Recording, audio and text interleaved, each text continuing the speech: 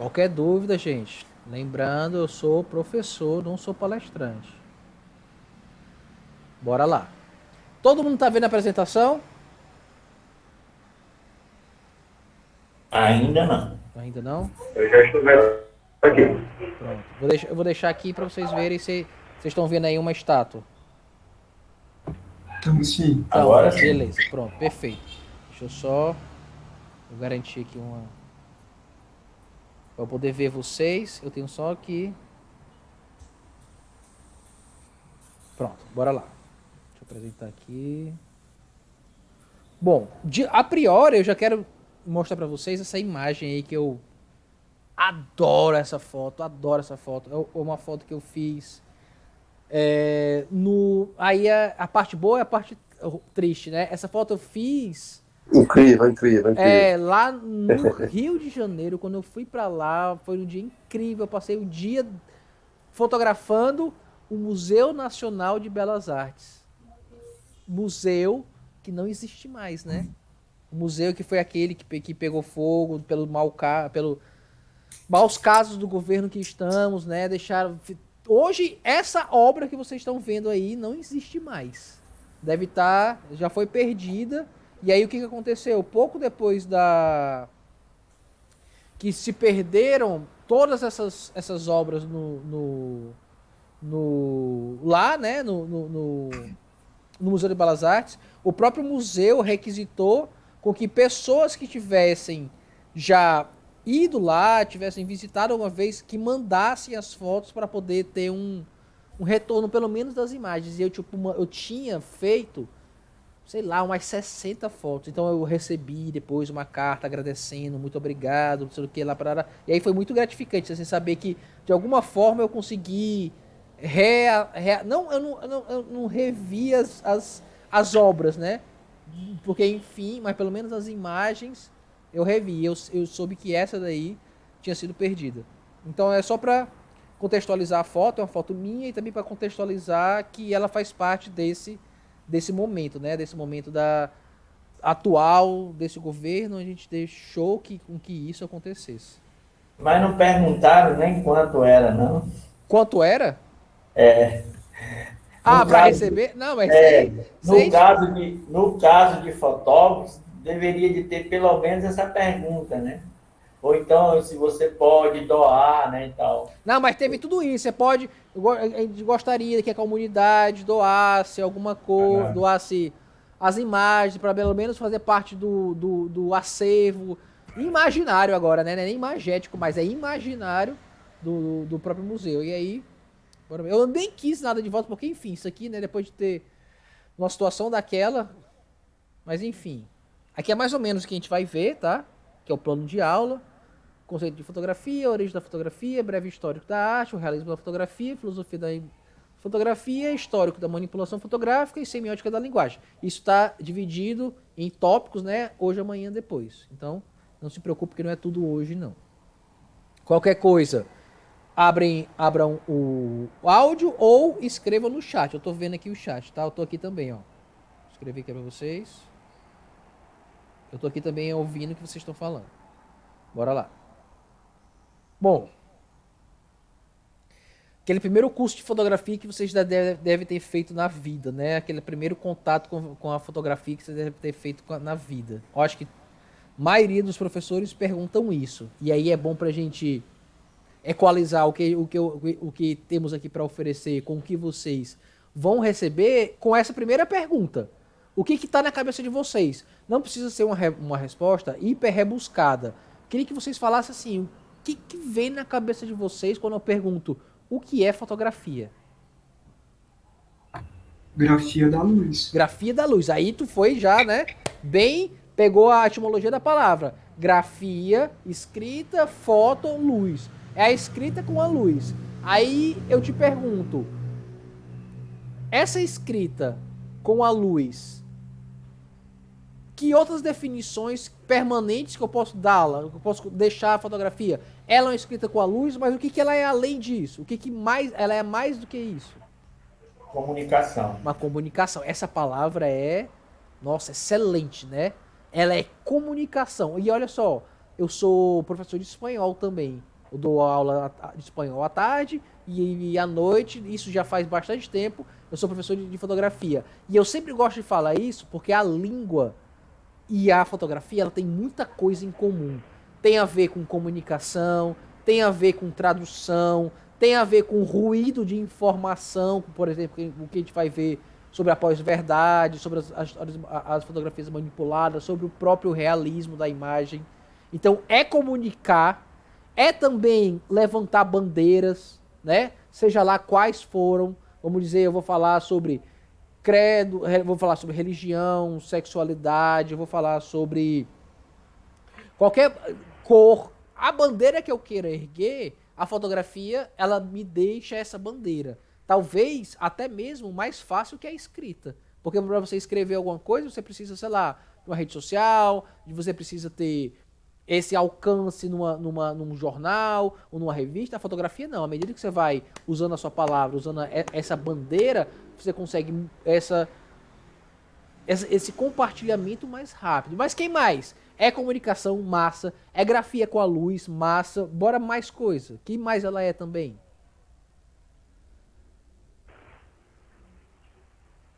É memória. Memória. Ótimo. Registro. Memória. Questões da memória, né, Rogério? O que a gente é sem a memória, né? A doença terrível que é Alzheimer, né? É a doença que vai destruindo nossa memória até a pessoa se transformar num sem memória, numa pessoa sem uma identidade, sem uma memória, sem uma história. É uma doença que, nossa, destrói essa identidade, mas a gente é feito de memória, né? A gente se constrói a partir da memória. Então, se eu vou perguntar para vocês, quem vocês eram 2, 3 anos atrás? Vocês podem até, não, eu era igual, mas como assim? O cabelo, o jeito, o óculos, ou por exemplo, quem tem já os seus pais mais velhos, ou então quem tem uns filhos bem novos, é a permanência dessa memória, né? Um dia ou outro seus pais se vão, um dia ou outro seu filhinho que tem 1, ele vai ter 2, ele vai ter 3, ele vai ter 4, e isso pra quem já teve filho, já teve filha, sabe que é rápido. Eu mesmo não reconheço meu filho de 1 ano atrás, de 2 anos atrás. É uma outra pessoa, é uma nova entidade. Então, essa da memória cabe muito bem na fotografia. Mas aí eu queria dar jogar aqui uma pergunta para vocês. Uma pergunta no ar. É preciso ter uma câmera para poder fazer fotografia? O que vocês acham? Não, eu acho que não. Se não, Rogério, o que eu faço então? Se eu não uso uma câmera, eu uso o quê para fotografar? Você pode usar até a sua retina para fotografar. É, massa, mas aí só tem uma coisa. É escrita com a luz, beleza, vai pra retina. A retina é uma câmera escura, tá perfeito, só não é registrado, né? Pode até ser registrado na memória, mas ela não é registrada, não é um registro permanente. Beleza, eu gosto dessa definição. Só não é fotografia. Mas que mais que eu posso? É só com a câmera? Então eu tô obrigatoriamente dependente de uma câmera? Não, né? Você tem outras técnicas, né? Não sei se aquela cianotipia, é? Cianotipia, ó aí, gostei, hein, Rogério? Gostei, já tá pensando em outras possibilidades. A cianotipia a gente vai ver já. É uma delas, eu não tô usando uma câmera, é foto, é grafia e ainda existe o registro. Então a cianotipia é um excelente exemplo da fotografia que não usa uma câmera, não usa um aparelho fotográfico. Bora ver outras opções. Bora lá para perto do surgimento da fotografia. Isso já vem antes mesmo do surgimento da fotografia. Ele tem 2 nomes. A gente pode chamar de desenho fotogênico ou a gente pode chamar de heliografia. Isso aqui foi ali no surgimento da fotografia, em 1826, que foi considerado o boom da botânica. Antes, para fazer esses livros de biologia sobre botânica, você tinha que ter uma pessoa que desenhava muito bem. A partir do descobrimento do desenho fotogênico, ou então da heliosol, né, heliografia, você tem a possibilidade de ter uma superfície que é fotossensível. Então eu coloco aqui uma planta, eu coloco aqui uma espécie qualquer, boto um vidro em cima, coloco ali no sol durante o tempo, depois que eu tiro essa planta, eu tenho aqui isso registrado. Então, é escrita com a luz? É um registro, é memória, é comunicar, é tudo isso. Então aqui a gente já começa a ter registros fotográficos a partir da própria fotografia. Um outro que a gente pode ter. E aí olha que coisa super interessante isso aqui. Existe um professor da UFC, hoje em dia, chamado Felipe Camilo. Ele tem um projeto chamado Perecível. Como é que ele faz esse projeto? Ele faz através de fitotipia. O que é fitotipia?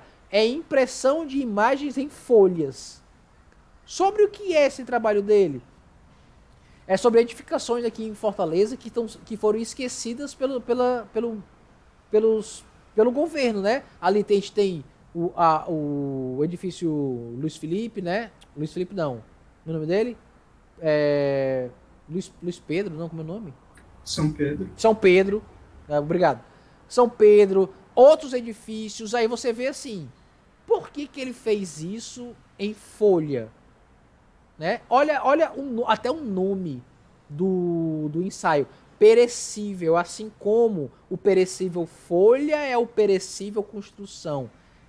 A mesma proposta que ele tem de ser perecível pela própria superfície da folha é também o próprio descaso com as construções. Então tem a ver o diálogo dele. Não é aleatório ele fazer isso em uma folha, né? Então a gente respeita muito e a gente admira muito esses trabalhos fotográficos que eles usam de outras maneiras, né, de serem fotografadas, mas tem um motivo por trás. Não simplesmente vou fazer essa foto aqui em, sei lá, em acrílico ou em cianotipia ou então em qualquer outra superfície que não tenha esse motivo. É o fazer por fazer. Sabe assim, acaba que ele não tem esse peso, essa força tão forte. Antotipia. A antotipia parece muito com a fitotipia. O contrário, a diferença entre elas é que a antotipia ela é feita em papel fotográfico, porém essa coloração que vocês estão percebendo é através da retirada das substâncias de flores e folhas. Então eu consigo folhas e flores, eu tiro esse substrato delas e a partir essa substância eu faço a coloração dessas imagens. Do mesmo jeito que eu estava fazendo anteriormente, né, da fitotipia, aqui eu faço através da coloração das plantas, através desse substrato que eu consigo tirar das próprias flores, né, e plantas de maneira geral. Eu quero deixar só aqui algo mais importante e ressaltar isso, que ela foi descoberta por uma mulher, né, 42, a Mary Somerville. É importante que a gente sempre toque nesse assunto, né, feito por mulheres, porque a gente sabe que a própria história da fotografia, entre outras histórias, né, ela é composta intrinsecamente por homens. Então é bom dar a luz também ao que é feito pelas mulheres. Isso parte de algo muito particular, de que uma vez, lá no Cuca, uns 2 anos atrás, eu sou professor da Rede Cuca também, uma aluna me perguntou, assim, uma pergunta bem legítima mesmo. Ela me perguntou assim, por que mulher não sabe fotografar? Essa pergunta foi uma pergunta sem nenhuma maldade. É só porque ela mesma conhecia diversos fotógrafos, mas não conhecia nenhuma fotógrafa.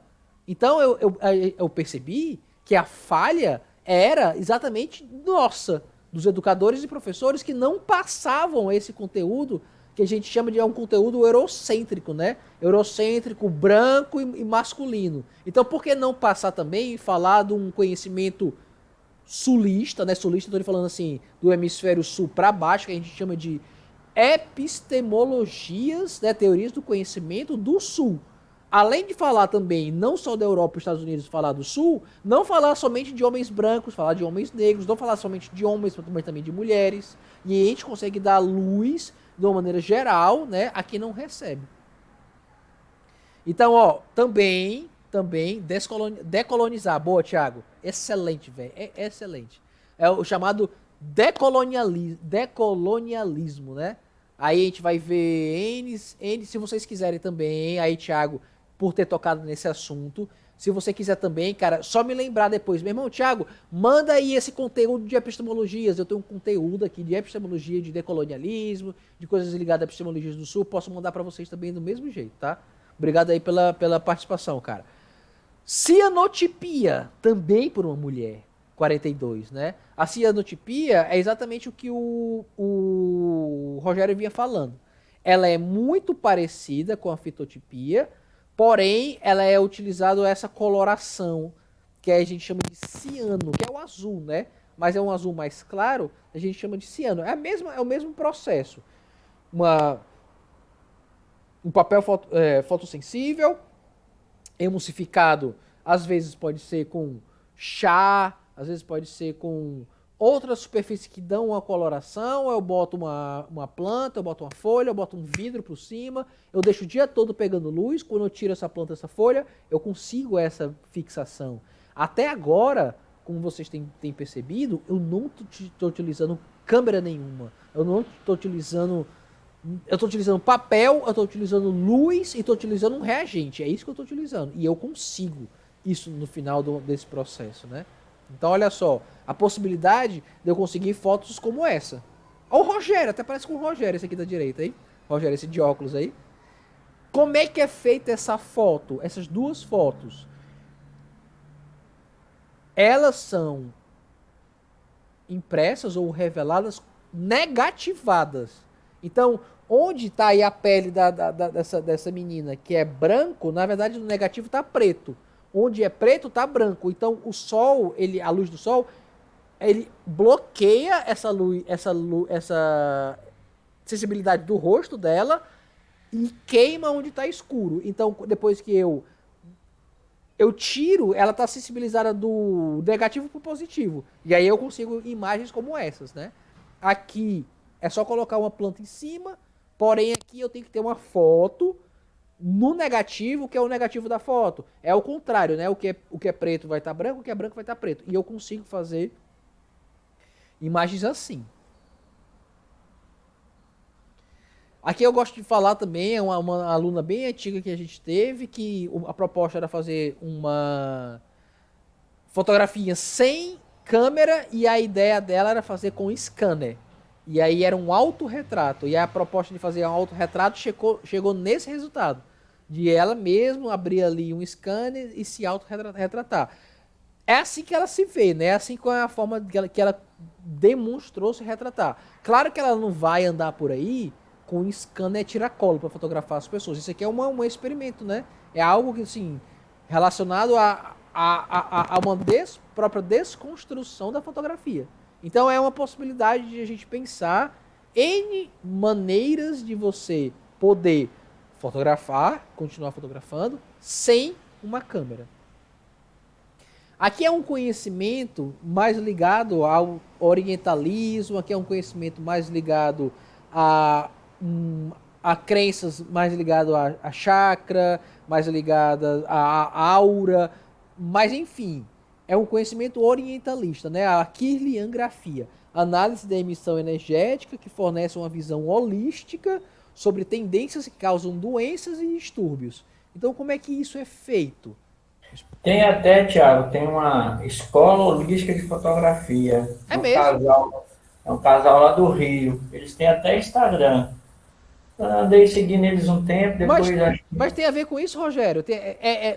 O holístico Passa deles. por aí também, passa por aí também. Eles fazem os encontros deles em sítios, Legal, essas cara. coisas lá no Rio. É um casal. Pô, interessante, viu? Chama Escola Holística de Fotografia, acho que é isso. Tem no Instagram. Tá, eu vou dar uma olhada depois, viu? Porque parece ser interessante. Isso aqui, gente, é assim, ó. Imagina que no chão tem uma superfície passando uma certa voltagem. Não é uma grande voltagem, é alguma voltagem. Aí eu subo em cima dela. E aí tem um papel fotográfico aqui em cima da mesa. Eu ponho minha mão. Fico minha mão ali, e depois de um tempo eu tiro. Aí existe uma pessoa que vai ler essa imagem. Então, por exemplo, eu vou dizer, isso aqui o psicólogo vai se tremer todo. Mas a pessoa vai dizer assim, ó. Eu acho que esse amarelo aí tem a ver com uma certa melancolia que você está passando agora. E o azul, talvez, prevenindo umas dores que você vai sentir daqui a um certo tempo. Então, é um conhecimento ligado ao que a própria aura, que os ocidentais não meio que aceitam, né? O próprio cientificismo ocidental vê isso com outros olhos. Mas, enfim, eu posso dizer, por exemplo, que essa chave... Isso não, eu estou dando exemplos, tá? Eu não sei ler isso não, mas eu estou dando exemplos porque eu já vi pessoas lendo isso. Então, um exemplo é que como essa chave tivesse na mão de pessoas, sei lá, que desejam mal a outros. Então, o roxo que está por aí tem essa característica, tá? Então, tipo assim, também, né? A gente está falando de fotografia, é a luz aí influenciando diretamente não é nem diretamente a luz, né, mas esse contato, é mais esse momento de ter algo sem uma câmera. Raio-X, enfim. Claro que essas imagens são montadas, né? Ninguém vai ficar se expondo a raio-X para poder tirar foto engraçadinha. A gente pode ver ali a chave da barriga do cachorro, então um cara fotografando, mas é mais para tocar nesse assunto e para falar e para introduzir também a próxima fotografia. A próxima fotografia é de uma fotógrafa brasileira. Não tem nenhuma mulher aqui, eu já ia dizer assim, as mulheres se preparam, mas assim, nós homens, eu acho, nós homens sentimos não o mesmo que as mulheres, mas é a mesma sensação, uma sensação muito próxima, nos chega também. O que é a Cris Bianchi-Batti, essa daqui, ó. Um ensaio dela chamado Retrato Íntimo, onde ela vai fazer raio-x do corpo dela com objetos introduzidos na vagina. Até nós aqui, eu tô vendo aqui, somos todos homens, até nós que não temos vagina, a gente sente, né, ó. E a arte, ela tá aí para isso mesmo. Não é só para borboleta e pôr do sol. Ela também é para incomodar, né? Ela também é para trazer essas sensações que desagradam, né? Até o século XVI, mais ou menos, a arte era vista como o belo. Mas depois de Manuel Kant em diante, não é só o belo, é o belo, o feio, o grotesco, o estranho, o que me tira do local comum. Então, eu não sei pra vocês, mas isso me incomoda. Isso pra mim é muito inteligente e é um ensaio incrível. Mas quando eu vejo isso, me traz um incômodo. Porque eu consigo entender não consigo entender. Eu consigo ter empatia sobre o que as mulheres sentem no seu dia a dia, né? O que ela tá falando desse trabalho? Tá falando de violência, tá falando de o que é ser mulher no Brasil. Não só no Brasil, no mundo todo. Ela tá falando sobre violência sobre o corpo feminino. Ela tá falando de violência sobre o corpo feminino não só no dia a dia, mas também essa violência que se passa nos próprios consultórios médicos, né? Um parto, uma cesariana, né? Então a gente vê que num único trabalho como esse, as diversas camadas que se pode comunicar. Então, a fotografia, como a gente vem falando desde o começo, ela tem também esse alcance. Não somente o estético, de você ver uma imagem e falar, pô, que legal, pô, que bonito. Mas de trazer as bandeiras, né? Que bandeira é essa? A bandeira de gênero, né? Do ser feminino, do que é ser mulher. Então a gente começa a dialogar com outras coisas que não sejam somente o bonito, o belo, o agradável, né? Se vocês forem conhecer também um trabalho da Diane Arbus, né? Daiane Arbus, é uma mulher também, uma fotógrafa da década de 50, Tem até um filme que fala sobre a história dela, chamado A Pele, com a Nicole Kidman e o Robert Downey Jr. Conta um pouco, né? Assim, é muito um pouquinho da vida dela. Se fosse vocês, eu procuraria mesmo. Diane Arbus. E aí vocês acabam conhecendo um trabalho de uma grande fotógrafa. Uma fotógrafa assim, que depois ficou super conhecida, muito mais do que o marido dela, que era um fotógrafo de publicidade super conhecido na época. Muito porque ela saiu do estúdio e foi fotografar o dia a dia das ruas. E exatamente o que não era fotografado na época. Até então, ela casada com um cara que trabalhava em estúdio, era só o belo, lindo, o intocável, o estético que era para o estúdio. Aí ela, meu irmão, eu não quero mais isso. Eu quero fotografar exatamente o oposto. Aí ela vai fotografar artistas circenses, vai fotografar pessoas morando em situações de rua, dia dos mortos, enfim, várias e várias e várias coisas. A gente... Oi. É interessante quando você coloca esses elementos, estou pensando assim, o quanto que é libertador esse movimento de quebra de uma estética unicamente do belo, né? Uhum. Porque quando quebra isso, abre, por exemplo, a possibilidade de uma poética trágica. Perfeito. A tragédia, ela está muito explícita, assim, nessas obras. Perfeito. Eu acho muito interessante e rico, muito provocador. Perfeito, Thiago. Perfeito, cara. Perfeito. Porque a gente vê aí que se abre um leque gigantesco, né, para diversas interpretações. E aí eu não tô mais atado para sempre estar preocupado com estética, com composição. Aí eu posso começar aí a em busca de outras coisas. É até uma das, não somente essa, mas uma das características da fotografia contemporânea. Ela está totalmente relacionada a um conceito.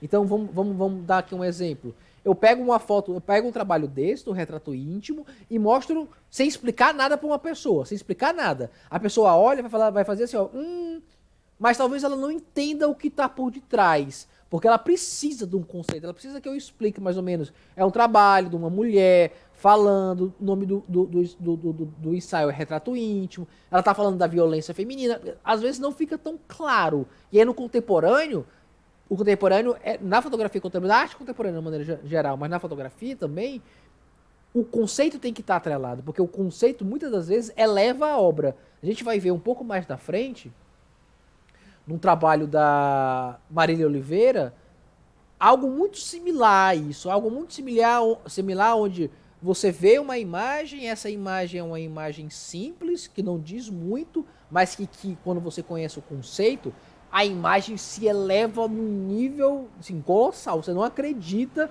que um trabalho tão simples tem tantas camadas e consegue atingir tanto pra frente. A gente vai já ver o trabalho dela. Mas obrigado pela participação, Thiago.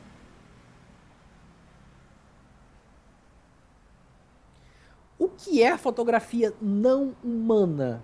É a fotografia que a participação, a nossa participação, ela não está presente, ela não é emergente, eu não estou lá no momento. Então a gente vai ver, por exemplo, Google Earth, Street View, astrofotografia, diversas fotografias que, embora sejam programadas por nós, no momento não tem a nossa participação.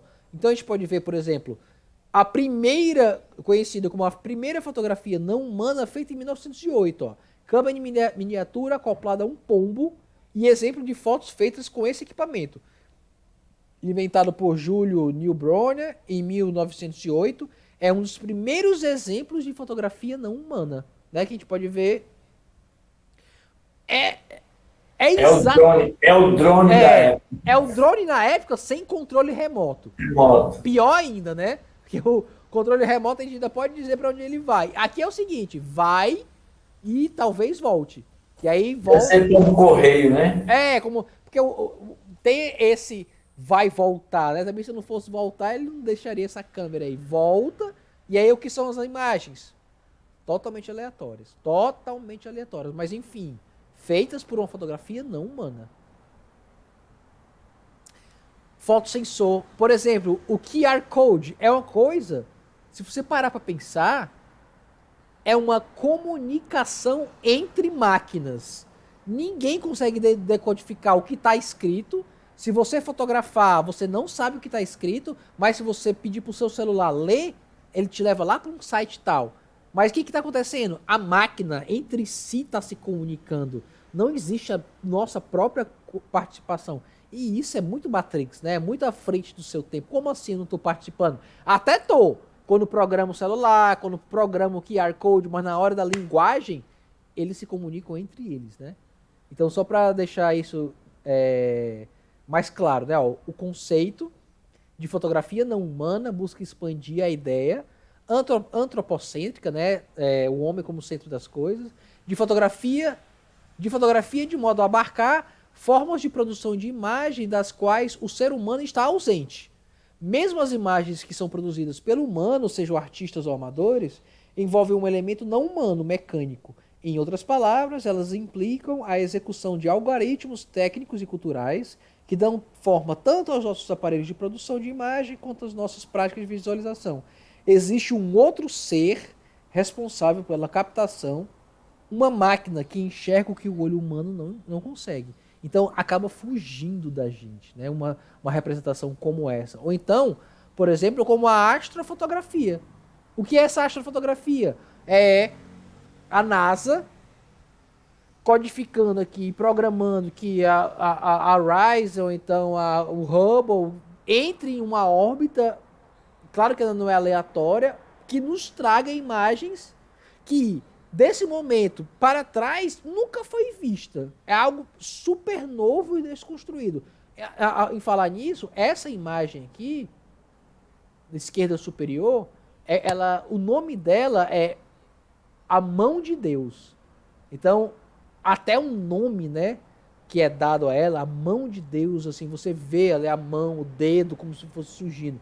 Nunca a gente poderia ver para trás, temporalmente, uma imagem como essa. E ela nos chega hoje com essa perfeição, com essa, né, nitidez. E olha aqui a Horizon, né, que eu falei para vocês, ó. Experimento científico de imagem em alta resolução. Isso que vocês estão vendo é só a objetiva da câmera. Da câmera que eu digo aí do satélite, né? É só a objetiva. Então vocês imaginam aí essa questão de nitidez, questão de resolução, questões de alcance para uma câmera como essa. Então o que ela chega a fotografar? Fotografar por exemplo, a cratera Vitória, né, em Marte. Olha a nitidez, olha a sombra batendo aqui na própria superfície de Marte, né? A gente vê aqui esses pequenos buraquinhos aqui, a gente vê a areia, né? Ó, a gente pode aproximar e ver isso muito de pertinho, que ainda assim a gente tem detalhe. Então imagina isso para quem estuda, né? Para a própria NASA ou para quem estuda astrofotografia. É de uma riqueza que, tipo, não existe nenhum telescópio que chegue a essa dimensão. Então é preciso essa fotografia não humana para, exatamente como o Thiago falou, para despregar da gente essa obrigação da presença, né, de estar ali fotografando. Então, isso aqui tá há anos, né, não vou dizer nem anos-luz, porque eu não vou estar falando besteira, mas está a quilômetros e quilômetros de distância daqui. E aí você consegue trazer isso pra gente. Olha aqui outra, a real distância entre a Terra e a Lua. E olha aqui uma curiosidade, não sei se vocês estão percebendo. Aparentemente parece ser redonda, né? É bom deixar claro isso hoje em dia, né? Aparentemente, daqui parece ser redonda. Eu não sei se vocês já assistiram um filme que tem na Netflix chamado A Terra é Redonda. Vocês já chegaram a ver esse documentário. É um documentário super legal. Eu vou dar aqui só um spoiler do filme. O filme deve ter mais ou menos uma hora e meia, né? 90 minutos mais ou menos. Até 80 minutos são os terraplanistas provando que a Terra é plana. E você passa 80 minutos ouvindo várias pessoas falando: é plana por causa disso, é plana por causa disso, é plana por causa disso, é plana por causa disso. 80 minutos. Nos últimos 10 minutos, eles fazem um experimento que aí remete a Arquimedes, né? Um tempo ali dos grandes filósofos, né? Que é posto um poste, com uma certa distância entre um poste e outro, com uma argola no meio. Então eles ligam isso numa superfície plana, né? Uma distância plana, sobre uma superfície plana, esses postes um atrás do outro. Eles ligam um laser. Em tese, esse laser é para passar dentro de todas as argolas. Quando chega lá na frente, o laser tá aqui, passa em cima da argola. Aí os últimos minutos do filme é muito engraçado, porque olham um pro outro, aí falam assim, Vala, parece que é redonda mesmo. Aí termina o filme. Então, tipo, é muito legal a gente poder... Muito legal assim, né? É muito louco a gente estar vivendo essa época onde as coisas mais básicas são questionadas, né? E aí por isso que hoje em dia a gente bate na mesma tecla que o óbvio tem que ser dito. Então eu tô falando aqui que daqui ela parece ser redonda porque sei lá, né? Não sei quem é que vocês conhecem aí. É bom passar essa informação em diante. O que é a super macro? A super macro é uma câmera acoplada a microscópios que aumentam até 1000 vezes o tamanho dos objetos, tá? Então a gente vai ver aqui no lado de cima, a barba da formiga, aqui é uma abelha, aqui é uma formiga, aqui é uma aranha e aqui é uma pulga. Imagina o que é isso para quem trabalha com biologia, né? Que trabalha com inseto, a possibilidade de ter essa aproximação, a possibilidade de ter esse detalhe, de trabalhar com esses elementos, e isso aí torna a própria ciência riquíssima, né? Aqui é a super macro e aqui é a fotomicrografia. Aqui é mais de 1000 vezes ampliado. Essa daqui, ela tá colorizada artificialmente, porque enfim, mas só para vocês entenderem, essa fotomicrografia é a fotomicrografia de um neurônio. A gente vê um neurônio e a gente vê essas conexões, né? Essa daqui é bem legal, ó. Essa daqui, imagina que eu tenho aqui uma lâmina, e aí eu pego aqui um besouro e eu solto o besouro aqui em cima. O besouro cai. Essa daqui é a pegada de um besouro. É quase, pra mim, isso aqui é sei lá, um quadro expressionista, sei lá, um surrealista, né? Uma coisa meio de viagem, mas não, é algo estritamente biológico, é o pé de um besouro. O que vocês estão vendo aí? Essa fotomicrografia? O que vocês conseguem ver? Conseguem identificar alguma coisa? É ouro. Hã? É ouro. É ouro. Ai, se Vamos fosse. lá. Isso aqui, Thiago, é 1 grão de café. Aumentado aí mais de 1000 vezes. Até parece umas cobras ali em cima, né? Uma cor diferentona. Mas é 1 grão de café. E aí a gente chega nessa daqui. Essa daqui também, meu irmão. Aí eu vou questionar pra vocês. É ou não é fotografia? Eu quero que vocês me respondam. Esse francês, ele veio pra cá pro Brasil e ele conheceu Brasília. Então o que ele fez? Através de programas que o pessoal da arquitetura trabalha, AutoCAD, o SketchUp, que são programas que você meio que modula, meio que coloca elementos num programa e você simula uma certa realidade. Até o ponto de você simular o sol. Então você mexe no sol. Você quer que horas, qual a posição do sol, qual é o tipo de iluminação que você vai ter. Depois que ele conheceu Brasília, ele pegou e fotografou as principais construções que chamaram a atenção dele. E aí ele, através disso, no programa, ele colocou todas as construções numa foto só. E aí ele traz pra gente isso que é feito num programa que simula uma realidade, que simula uma luz. E ele chama de hiperfotografia. Aí eu pergunto pra vocês estão de acordo que isso seria também uma fotografia? Porque, como o Thiago disse, é uma grafia, ela é feita com luz, mas ela é feita não com a luz natural, mas sim uma luz de um programa. Fica essa questão, né? Mas ela é feita a partir de uma fotografia. Não, ela é como se fosse assim, ó. Não, porque ele não fotografa. Ele fotografa para ter um modelo. Então imagina aqui, vamos imaginar aqui Fortaleza. Ele vai fotografar ali a estátua de Iracema, ele vai fotografar a Ponte dos Ingleses, ele vai fotografar outro canto. Ele vai montar uma foto. Quando ele vai montar essa foto, através do programa, ele vai pegar essas imagens, ele não vai colocar a fotografia. Ele vai colocar, por exemplo, ele vai medir a ponte, ela vai saber como é que é as construções, e através dessas medições, ele vai refazê-la no programa. Não seria uma fotografia manipulada? Pois é, mas o problema é que não é uma fotografia que ele está recortando. Ele não está recortando várias fotografias e fazendo uma colagem. Ele está criando do nada, do zero.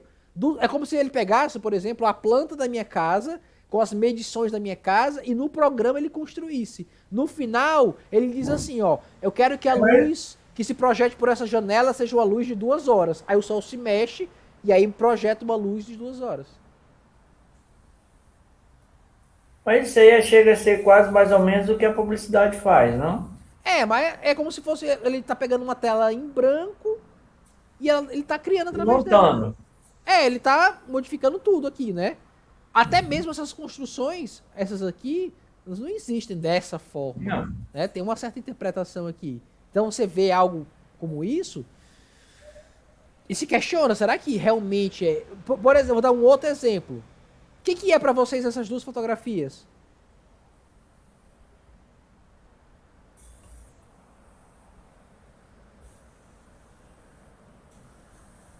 O que é para vocês? O que traz para vocês essas duas fotos? Eu posso considerar também como fotografia? O que elas trazem para vocês? O que elas representam para vocês? Vocês batem o olho dela e falam assim, meu irmão, isso aí é uma fotografia? É fotografia. Ou não, isso aí não é fotografia. É print, né? É print de quê? Tem uma legenda de jogos. Pois é um corte de um filme? Não, cara. Se fosse um corte do filme, até a gente poderia dizer... Pois é. A gente até poderia dizer que era, né? Uma fotografia. Mas isso aqui é uma captura de tela de 2 jogos de videogame. Só pra gente ter noção que o videogame chegou de uma capacidade...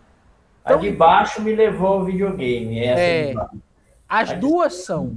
É tanto, Rogério, que hoje em dia, esses videogames mais modernos, quando você pausa eles tem lá no menu um modo fotografia.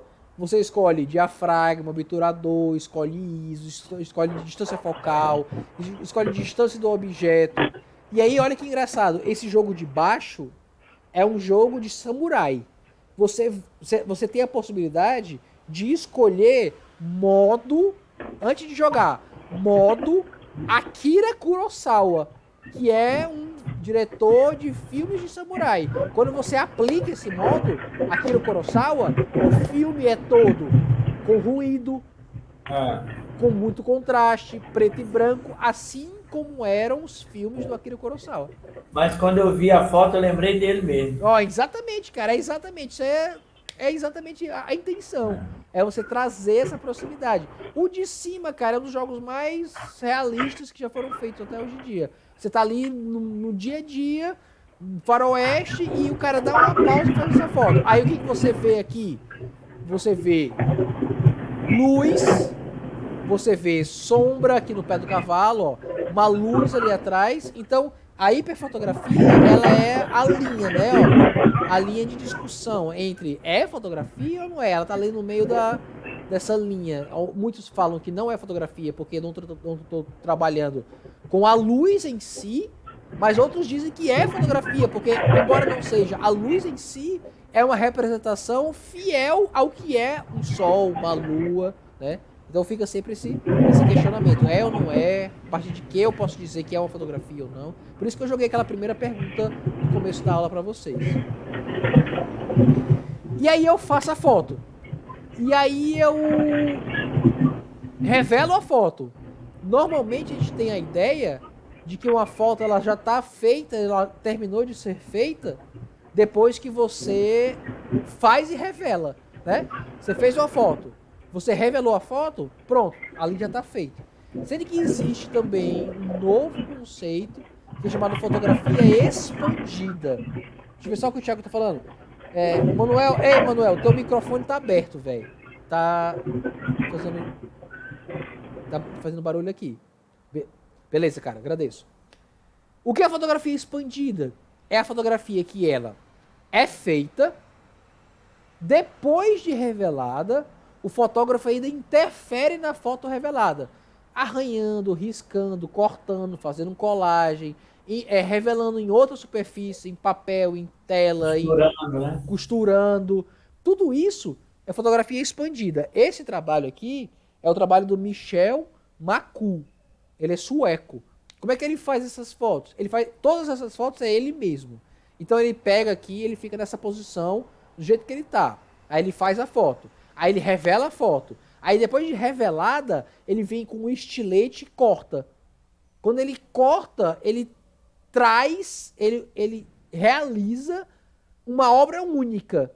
Que aí, se ele quiser fazer uma igual a essa, né, nunca mais vai ser feita. Porque não vai ser o mesmo corte, não vai ser os mesmos enrugados. Então tem muito do imediatismo e da causalidade dessa imagem, né? Então ele faz, aí deixa ao acaso o que pode acontecer. Tem essas, vocês entenderam como essa foto é feita? Dá pra entender? É como se ele fizesse assim, ó. Ele tá abrindo aqui o peito, faz uma foto, fez uma foto. Aí eu revelo essa foto. Aí depois da foto revelada, eu venho e faço um corte. Aí a partir desse corte, é a foto feita. Depois dela revelada. A foto mais conhecida dele é essa daqui, ó. Então, como a gente estava falando, né? Até o Thiago citou há pouco tempo. Para muitos, isso aqui não pode ser algo que não é belo. Para muitos, isso aqui pode ser, pô, meu irmão, mas por que ele fez isso? Será que se ele ficasse sozinho, só ele com a cabeça dele, não traria a mesma mensagem? Eu acho que não. Eu acho que não, acho que seria outra coisa. Eu acho que não teria essa particularidade, essa unicidade com uma fotografia como essa, totalmente aleatória, pode chegar até a gente, né? Então, é importante que a gente traga isso, até mesmo para vocês. Até mesmo para vocês pensarem no acervo imagético que vocês mesmos criaram até hoje. Então, por exemplo, eu tenho aqui uma foto, o Rogério tem aqui uma foto dele que ele fez há bastante tempo atrás. Ele tem essa foto revelada ou ele tem essa intenção de revelar. Depois de revelada, o que eu ainda posso fazer? No Museu da Fotografia, constantemente tem umas oficinas de você costurar em cima da foto revelada. Isso é um excelente exemplo de fotografia expandida. Outros exemplos, quaisquer, de interferência numa fotografia já feita, por exemplo, ó, vou mostrar aqui para vocês. Esse aqui é o Fernando Jorge. Fernando Jorge é o melhor professor de fotografia aqui de Fortaleza. Eu já digo logo assim, porque se vocês forem procurar outro, não tem. Fernando Jorge, professor da Casa Amarela. Ele fez um livro chamado Memento Mori. Até tenho aqui na minha frente. Memento Mori. Ele ia todos os dias de finado a diversos cemitérios durante bastante tempo, quase 10 anos, fazendo fotografias. E ele conseguiu fazer um livro chamado Memento Mori. Memento Mori era uma frase falada entre os monges que se lembra, que se refere a lembre-se da morte. Exatamente para dar-se mais luz à própria vida, né? Se você está pensando constantemente na morte, quer dizer que você vai dar mais valor à vida. Mas não é esse o trabalho expandido dele. O trabalho expandido dele é esse aqui, ó. Esse trabalho dele se chama Paisagens Corrompidas. É um trabalho que ele foi para os Lençóis Maranhenses, ele fez essas fotos e aí ele não revelou, ficou com ele. E aí, um ano depois, ele foi atrás de revelar, e não sei se vocês estão percebendo, tem uns certos fungos aí, né, ó, esses pontos pretos e essa parte branca aqui, ó, esbranquiçada, é fungo. A câmera fotográfica, se ela for guardada no local escuro, úmido, durante bastante tempo, tanto o filme quanto os objetivos, elas fungam. Até uma dica para vocês não guardarem objetivo dentro de armário, dentro de bolsa, né, deixar a câmera...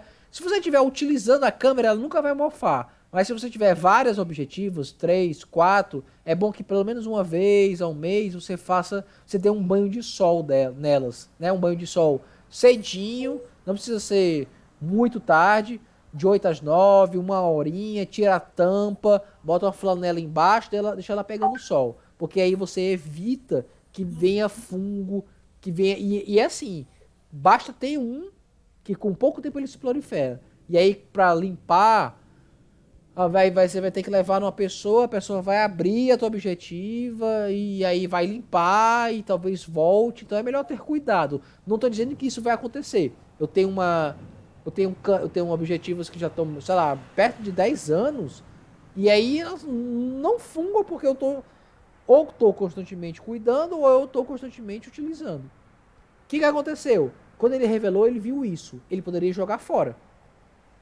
O que ele faz? Aí, lembrando mais uma vez a fotografia contemporânea. Ele cria um conceito. Que conceito é esse? É como se fosse a vida se apoderando da morte, né? O ser animado, se apoderando do ser inanimado, que é a fotografia. E com esse conceito, ele ganha um edital e consegue publicar essas fotos. Então, muitas das vezes, o peso da imagem também está no seu conceito. E isso que é a fotografia contemporânea. É você dar peso à imagem, que ela não é somente esteticamente bonita. Ela tem alguma coisa ali que conceitualmente você pode elevá-la. A gente vai ver vários exemplos de fotografias assim. Todo mundo aqui já conheceu o Museu da Fotografia? Alguém aqui não foi ainda? Só fazer essa pergunta. Alguém não foi ainda no Museu da Fotografia? Se não foi, é uma ótima oportunidade de ir. Lá está tendo uma exposição do Bob Wolfson, né? São retratos de diversas celebridades.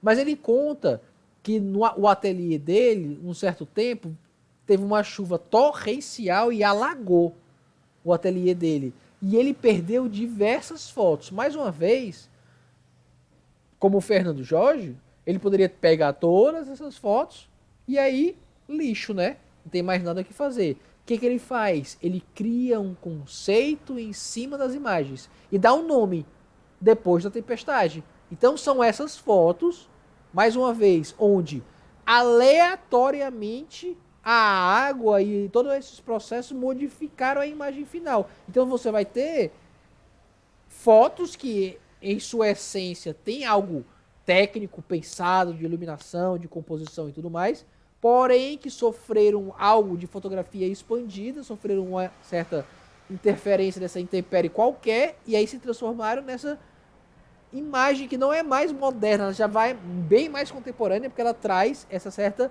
desconstrução imagética, né? Ela traz muito mais essa questão de você ter essa imagem que ela é nítida, porém ela tá meio que desconstruída.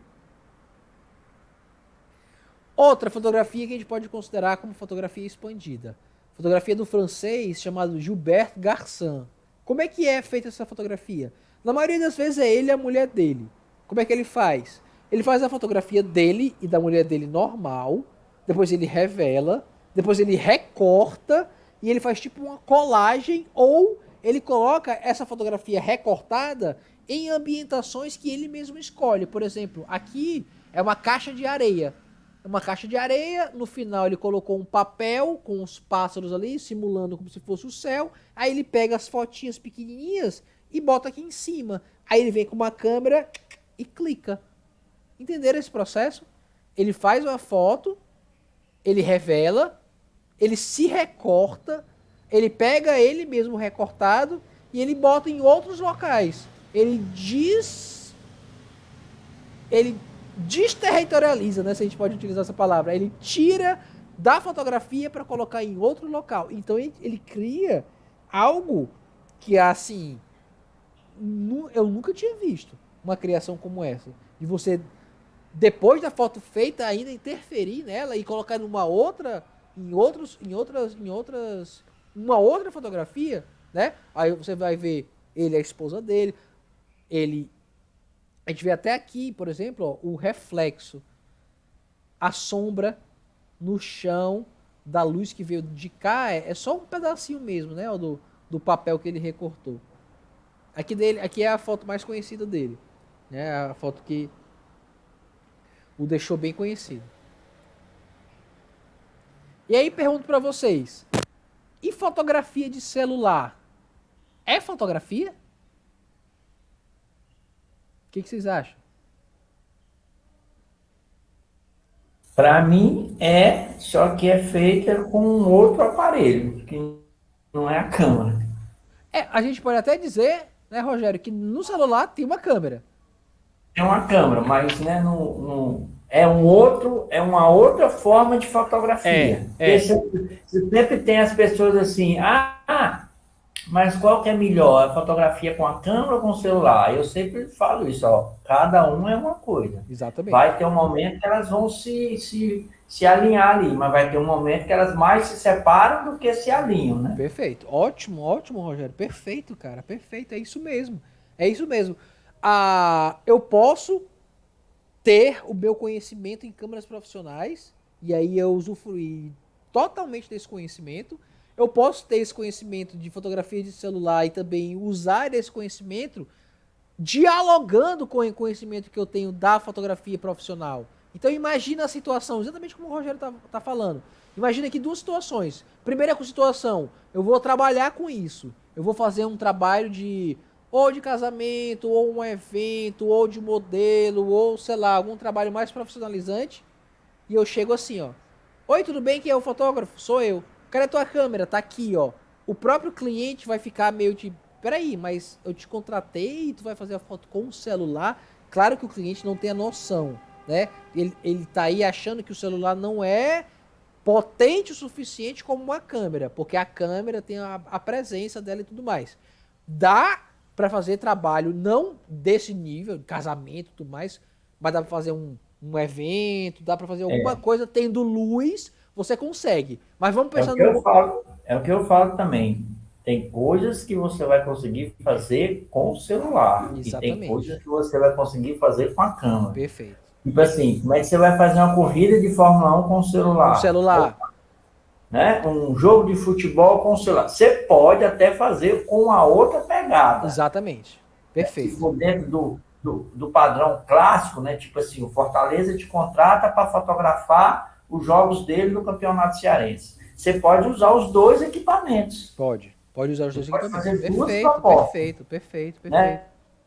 Então, assim, eu acho que isso hoje é o grande problema da galera. Fica querendo colocar um contra o outro e não tem nada a ver. São dois equipamentos que têm a função de fotografia, mas que tecnicamente são usados de formas diferentes. E outra coisa também, Rogério, que as pessoas falam muito, deve ter ouvido isso também constantemente. O celular, se eu tiver um último iPhone, será que eu preciso de uma câmera?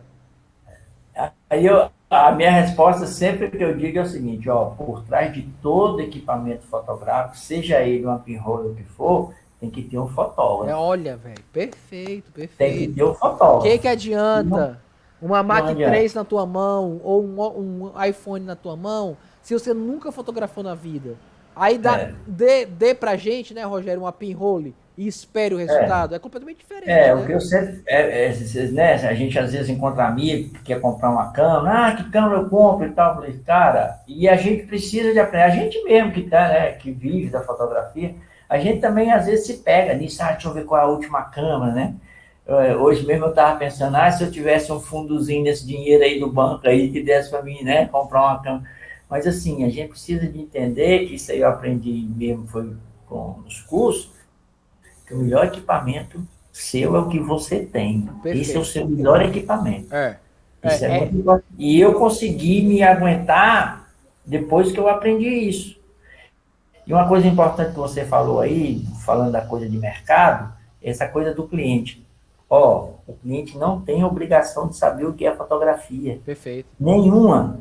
Nós que somos da área que temos que educar ele porque é fotografia. Eu às vezes brincava assim, se chegava uma pessoa, por quanto você faz um book para mim? Eu falei, olha, se eu cobrar 500, você vai achar caro, se eu cobrar 100, você vai achar caro, se eu cobrar 10 mil, você vai achar caro, porque você não sabe o processo para fazer. Porque na cabeça do cliente, fotografia é você botar na cara, apertar o botão e tchau, é isso. Tchau. Perfeito. É tanto que uma das coisas que a gente recomenda, né, Rogério, é você fazer um orçamento descritivo, né? Você falar assim, minha hora é R$300.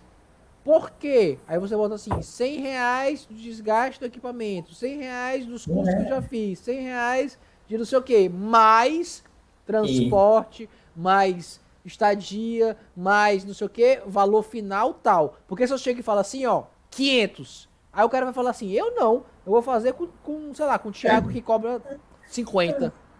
Entendeu?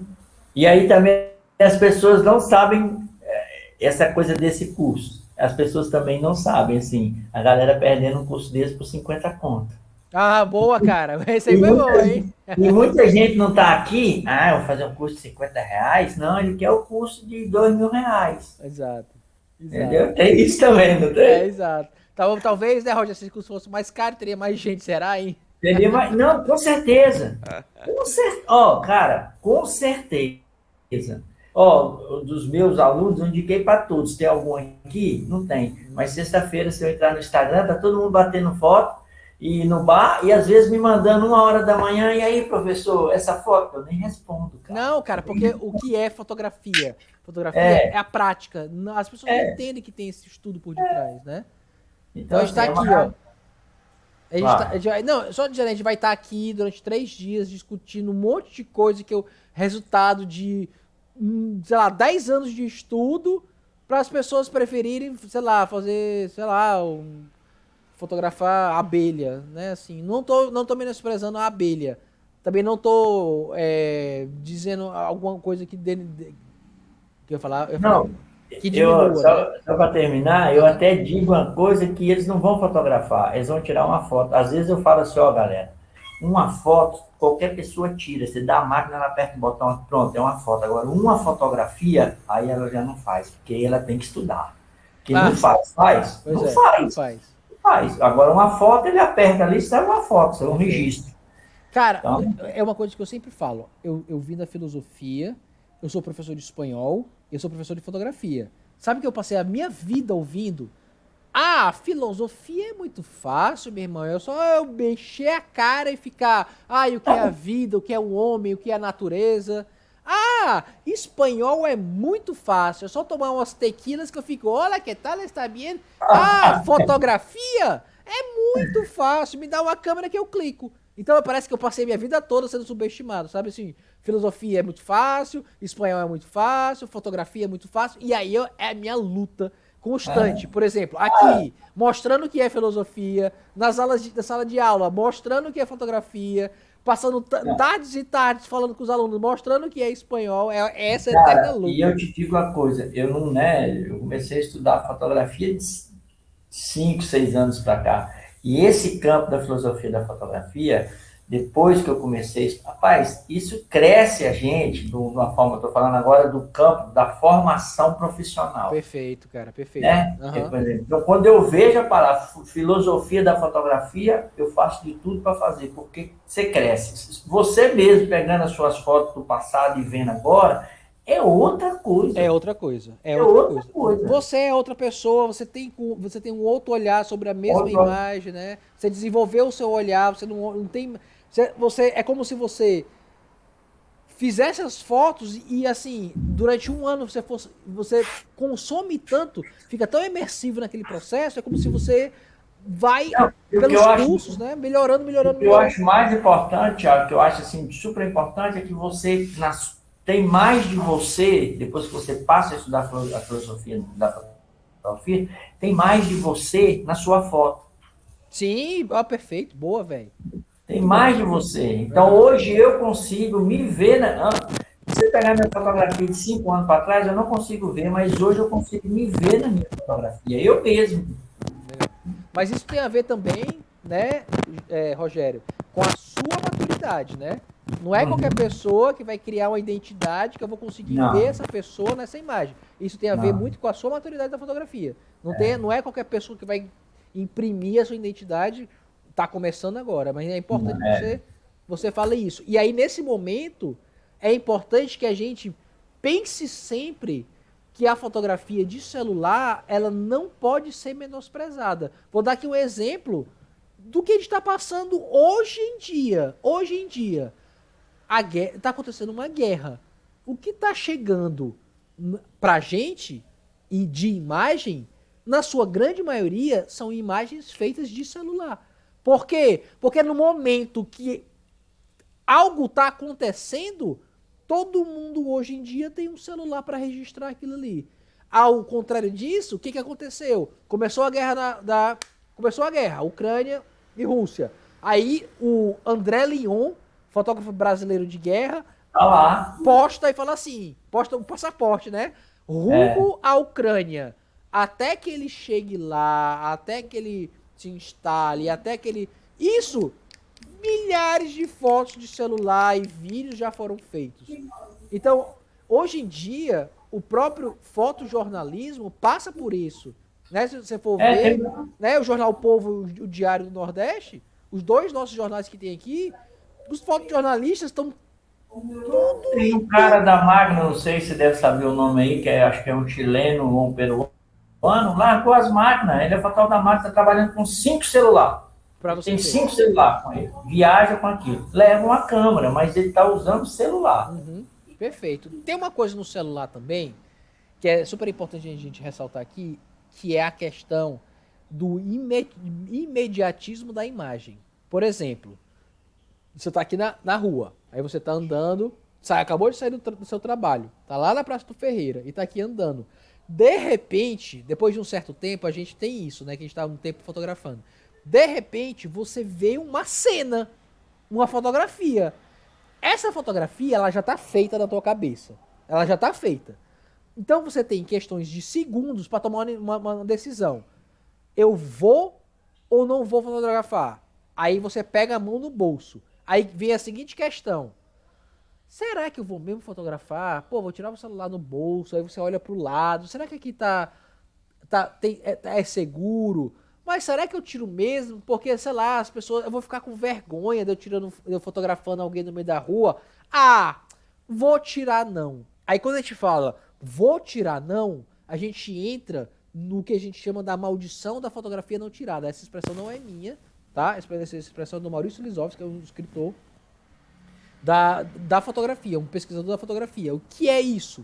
É aquele momento em que você fez a foto na cabeça, mas você não a fez, não registrou no equipamento e você se pega bastante tempo depois se questionando. Pô, por que eu não fiz aquela foto? Pô, será que foi com vergonha? Será que foi porque eu tava com medo? Por que eu não consegui? A foto era minha, ela já estava feita. E aí o que acontece? Milhares de fotos feitas ao longo da história foram feitas exatamente nesse imediatismo. Você não tem uma câmera na hora, você tem seu celular é sua câmera. Como o Rogério mesmo falou, a melhor câmera é a câmera que você tem, porque é ela que vai te falar assim, ó, Thiago, irmão, tu só vai conseguir evoluir até aqui. Daqui em diante, tu vai ter que comprar uma outra câmera. Aí o Thiago vai lá, compra uma câmera que vai mais, né? Aí a câmera vai dizer assim, ó, Thiago, cara, tu tá fotografando umas coisas que tu precisa melhorar. Então, compra isso aqui, sei lá, eu preciso de mais ISO, vou fotografar parto. Então, pra ter mais ISO, eu preciso de uma nova câmera. Pô, mas parto eu preciso de uma lente mais aberta. Quem vai me dizer isso? É a câmera. Eu tô vendo que nos meus trabalhos eu preciso de uma angulação mais aberta. Eu tenho minha 50, lá vai eu atrás do 24, de uma 12. Então, é o equipamento que te limita. É o equipamento que vai te dizer para você melhorar, para você ir atrás de outros horizontes.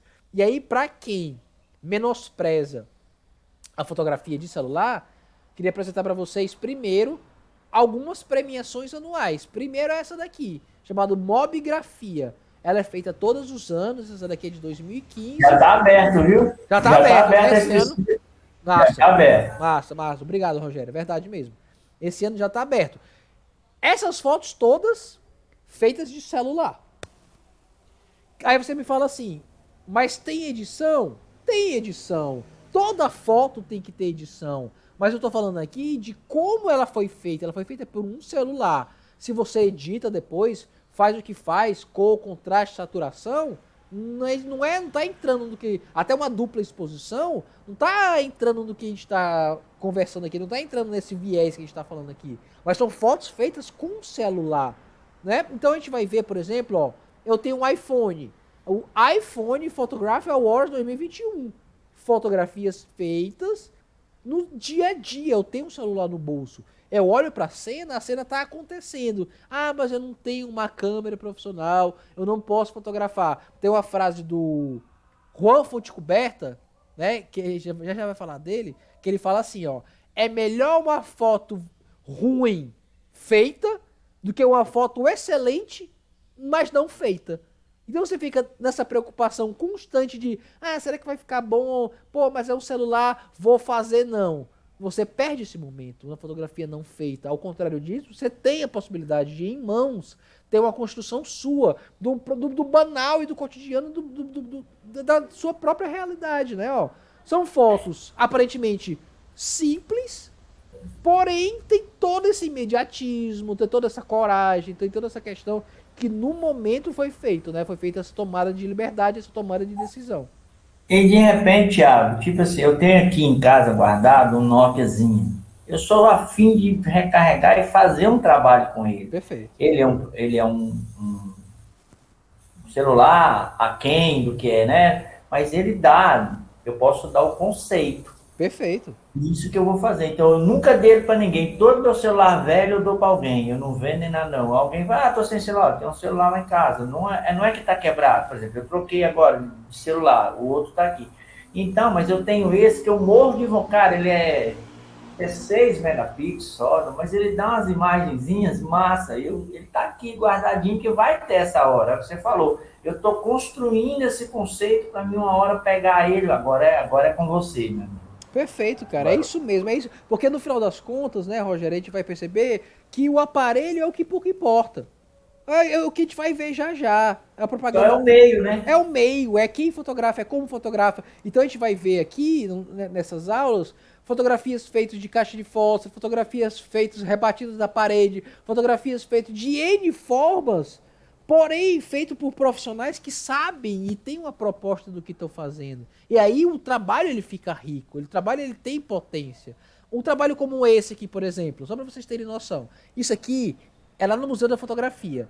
Nesse dia, eu estava ministrando uma oficina de fotografia de celular. Um dos alunos que estavam lá era um engenheiro, era o João. Eu estava falando e isso aqui, essa cena estava atrás de mim. Ele, não sei se por ser engenheiro e ter essa visão mais geométrica das coisas, talvez, né? Mas talvez uma outra pessoa também conseguisse chegar no mesmo resultado. Ele viu essa cena, ele fez essa foto e ele mandou pro Mobile Photo Award de 2017. Pois aí, ó, só pelo fato de ter feito, de ter tentado e de ter enviado, ele ganhou nessa categoria de arquitetura e design. Então, ganhou como primeiro lugar. E aí o que acontece muito, aí o Rogério pode até também falar dessas questões, é porque às vezes, por exemplo, aqui é aberto editais de incentivo à cultura. E às vezes as vagas não são preenchidas. Por quê? Porque as pessoas ou não acreditam no seu trabalho, ou tem uma certa, vou botar aqui aspas, tá? Uma certa preguiça de fazer a parte burocrática, porque realmente é chato. E aí não concorre, acaba não ganhando e depois fica falando, Ave Maria, que não tem como a gente ganhar dinheiro não sendo fotografando. Até tem. Mas primeiro, você tem que ter coragem de fotografar, você tem que estar afim de fotografar, você tem que estar disposto a se sentar e responder umas perguntas e tudo mais para chegar no resultado final. Mais uma vez falando, é melhor uma foto feita ruim do que uma foto excelente não feita, né? Ele tava lá, ele viu, ele clicou e olha que curiosidade, que premissa que é muito orgulho mesmo. Ele hoje em dia não é mais engenheiro, hoje ele é fotógrafo, porque ele se descobriu na fotografia. Eu tenho muito orgulho da minha profissão, porque eu vejo as sementes que eu venho plantando ao longo desses 10 anos. Isso é demais, né, Rogério? Tu também deve sentir a mesma coisa. Fotógrafos apresentando trabalho, se desenvolvendo, viajando, tendo seus trabalhos reconhecidos. Isso agora, Thiago, é muito mais importante. A principal dica que eu deixo é a seguinte, é porque isso aí eu venho vendo assim, depois, no começo da pandemia, eu me desesperei. Puta merda, o que eu vou fazer? Né? A gente vive disso, né? Como é que a gente faz? Né? É. Aí, cara, eu só vi uma saída. Estudar. Vou estudar. Aí, pai, desci o pau. Fiz uns 30 cursos. Entre pagos e... Agora, o principal é que a galera não quer se capacitar. Então, você precisa se capacitar. Aí eu vou falar da experiência do edital. Eu não sei escrever nada. Eu sou ruim de escrita. Sou ruim de muita coisa. Uma delas é escrita. Aí eu arrumei uma pessoa boa de escrita. Boa, porque cara. o edital tem a forma técnica de escrever. Exato. É quase uma escrita acadêmica. É quase fazer uma fotografia. Aham, Não tem perfeito. a técnica. Tem a Perfeito. técnica de você. O Exatamente. edital tem uma forma técnica de você escrever para ele ser aprovado. Perfeito. Achei essa pessoa, a gente fez uma parceria. Escrevemos a primeira vez em 2018. Não entramos por causa de 3 décimos, que o edital tem uma avaliação por causa de 3 décimos. A minha única alegria foi que eu fiquei na frente do Gentil Barreira, eu fresco ele até hoje. Certo? Não deu. Aí eu já quis, me inscrevi no edital aqui. Aí uma professora da Funarte, que veio dar um curso no Teatro Zé de Alencar, conheceu o meu trabalho com os quilombolas, lá de Santa Catarina, me liga, Rogério, você topa escrever os quilombolas no aquele da Bahia, no Pierre Verger? Pierre Verger. Olha só o salto. Eu falei, mulher, Pierre Verger, não, me manda as fotos que eu escrevo. Ficamos entre os 30 classificáveis para os prêmios. Escolhia 30. Não, escolhia 10. Ficamos entre os 10. Quando foi agora, ano passado, escrevo no mecenato, passo no mecenato. Olha aí, cara, que alegria. Teve toda uma história, teve toda uma construção para se chegar a isso. Teve todo um investimento de tempo, de estudo, de entender, de querer aprender, de pesquisar, de fazer curso de fotografia documental, de encher o saco no Thiago, de encher o saco no fulano, de perguntar como é que... Mas isso é investimento. Em quê? Rogério, eu tenho um trabalho aqui, então se eu fosse cobrar 1.000, esse meu investimento, eu vou cobrar agora 3.000, 2.000, porque isso vai valorizar a minha carreira. A cada curso que você faz, Rogério, você tem que botar um percentual em cima do seu orçamento. Tem que botar. Por quê? Porque qual é o seu diferencial? Esse é o seu diferencial. Perfeito. Você está estudando, então você precisa de... Para você chegar onde você quer, você quer estudar. Aí, só para encerrar, agora essa semana, entrei lá no não é concurso não, como é que fala? Na convocatória de uma foto para o carnaval do Paranapiacaba, fiquei entre os 10. Olha só, cara, que legal. E com a foto que eu estava sentado tomando uma cerveja, a foto está no meu Instagram, um muro com um varal cheio de roupa e 2 caras do Mela Mela. E eu botei lá, carnaval de cores e Mela Mela, e mandei a foto. Entrei, fiquei entre os 10. Quer dizer, isso tudo é uma construção.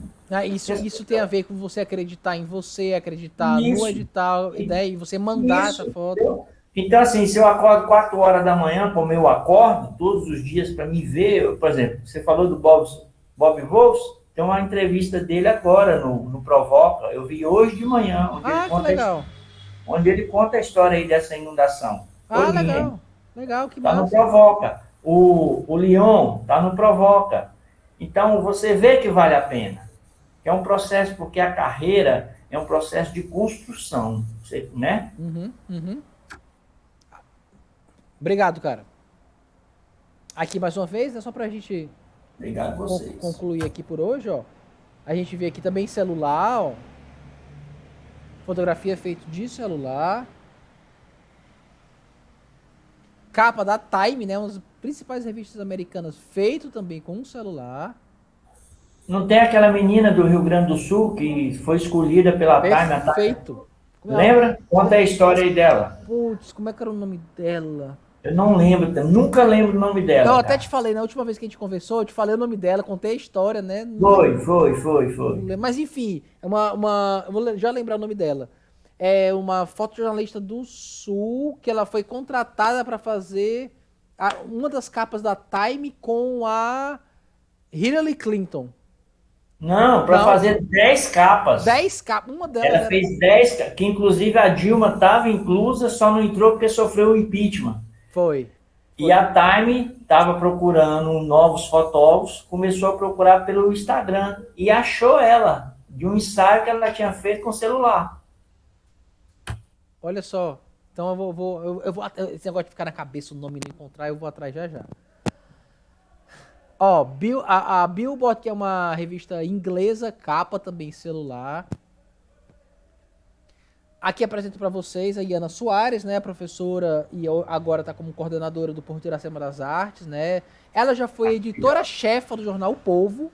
Maravilhosa. Maravilhosa, maravilhosa. Mais uma mulher maravilhosa. Se você entrar hoje no Instagram dela, todas as fotos feitas com fotografia, todas as fotos feitas com celular. Aí, olha a experiência dela. Uma pessoa que trabalhou como editora-chefe, já foi fotojornalista, depois virou editora-chefa do jornal. Hoje ela é coordenadora de um curso de fotografia e as fotos dela todas feitas com celular. Aí, falando o que o Rogério falou, importa qual meio, como você fotografa, qual aparelho que você fotografa, na verdade não importa. O que importa é o final, importa o que a pessoa traz. Olha isso aqui, ó. Essa mesma criança que tá aqui é essa mesma criança que tá aqui, ó. Esse aqui é um jogo de espelhos. Quem é que consegue ter essa captação? É aquele negócio bem o instante decisivo do Cartier-Bresson, né? Ela tá no local certo, no tempo certo, na hora certa. Se ela não faz essa foto agora, nesse momento, quando ela volta, o tempo não é o mesmo. Ela tá fazendo essa foto no próprio galopado instante, né? Então ela não consegue estar nesse mesmo local de novo. Então é isso. Aí depois essa foto se perde. E ela tendo o celular em mãos, no bolso, ela consegue ter esse resultado imediato e na hora, né? Ó, esse outro cara aqui. Esse cara, ele... No carnaval, ele se fantasiou de Cartier-Bresson e ele foi fotografando as pessoas no carnaval, no meio da rua, né? E aí ele pegou essa alcunha de Cartier-Bresson. E o que eu acho legal dele ele faz fotos de celular e aí ele coloca as legendas em francês, como meio que pra brincar, como se ele fosse o Cartier-Bresson, né? Então aqui, o amor existe, né? Proteger o amado do sol, né? Aqui é o dançarino brasileiro. Aqui o senhor Cebolinha, né? Olha como é que o cara vai sentar exatamente nessa posição, né? Aqui é o Vigia Dormioco. E aí uma coisa interessante sobre o Cartier-Bresson é que ele demorou muito tempo para fazer um livro porque teve que ir atrás do direito da imagem de todas essas pessoas, né? E aí a gente entra em outras questões bem complexas na fotografia. Mais uma vez, ó, 2015, um filme feito com iPhone 5, chamado Tangerine. Teve um filme feito depois dele, do mesmo diretor, chamado Projeto Flórida. Esse já não é com celular, mas é o mesmo diretor. Então, esse filme abriu as portas de Hollywood para esse mesmo diretor, que depois conseguiu fazer um filme muito maior. Outro filme, esse aqui já é um filme coreano. Night Fishing, feito também com celular. Esse filme francês, 2007, feito com iPhone 7. O filme completo também. Aqui para terminar, para a gente deixar essa ponte para amanhã, eu queria falar de 2 trabalhos da Marília Oliveira. Não sei se eu já contei para vocês. Primeiro tem esse trabalho aqui chamado Você Mereceu. A história desse trabalho é riquíssima. A Marília também é assim, uma pessoa incrível. Ela hoje em dia está fazendo o doutorado dela lá na Bahia. E aí o conceito desse trabalho, ela estava num relacionamento com uma pessoa e discutiram, teve uma briga, e aí era um homem e o cara falou assim, pois eu vou acabar com a tua vida. Eu tenho várias fotos tuas, nua, e algumas delas a gente está no meio da relação, eu vou pegar essas fotos, eu vou publicar todos esses teus nudes. Sabe por quê? Porque você mereceu. Nesse mesmo momento, ela também tem essas fotos, ela se apropria dessas fotos, ela cria um conceito e ela consegue publicar e aí expor essas fotos como dela. Então, olha que reviravolta, né? Que plot twist aí dessa história. O cara, pensando que com um nude ia destruir a vida dela, ela mesma expõe esses mesmos nudes e fala sobre o que é ser mulher, sobre o vazamento de nude, sobre a privacidade, sobre a violência sobre o corpo feminino e vários outros assuntos. né? Aqui falando mais uma vez do quesito comunicação, do quesito bandeira, do quesito onde eu alcanço com essa... É meramente uma imagem, mas olha quantos conteúdos eu tô falando com uma, entre aspas, meramente uma imagem, né? E aqui eu vou mostrar para vocês, é uma propaganda, tem muito a ver com o que isso que o Rogério vem falando, né? De você achar que o equipamento faz tudo. A Magazine Luiza publicou, fez uma peça publicitária, que essa peça durou só uma semana no YouTube. Se vocês procurarem, vocês nem vão encontrar. Era uma propaganda do iPhone, o novo iPhone, e eles fazendo essa propaganda. Vou mostrar aqui pra vocês como é que ela foi feita.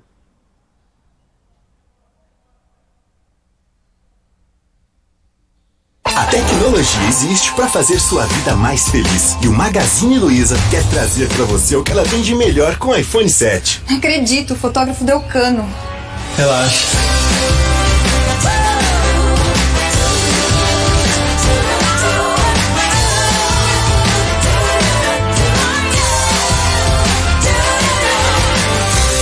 iPhone. Não é exatamente isso, né? O cara tem a petulância de falar assim, ó, relaxa, deixa comigo, eu sou um Zé Mané qualquer que tô aqui na festa, mas me dá um iPhone 7 pra tu ver o que eu faço. É igual aquela questão da lasanha, né, que a gente fala sempre, nossa, que lasanha deliciosa. Qual é o fogão que tu tá utilizando? Como se fosse importante, como se, né, dependesse de alguém. Onde é que se faz? Não importa onde se faz, importa quem faz, como faz, de que maneira se faz, né? Sempre, claro, o fotógrafo, ele tem essa responsabilidade, é ele que está por detrás da imagem, né? Então, se eu pego aqui uma câmera e aí eu coloco nessa posição, aí eu ajusto o diafragma, eu ajusto o obturador, eu ajusto o ISO, eu faço a fotometria, eu escolho tudo e eu chamo a pessoa qualquer e falo assim, ó, clica aqui pra mim, só clica. A pessoa clica, de quem é essa foto? É minha ou de quem clicou? Queria que você me respondesse.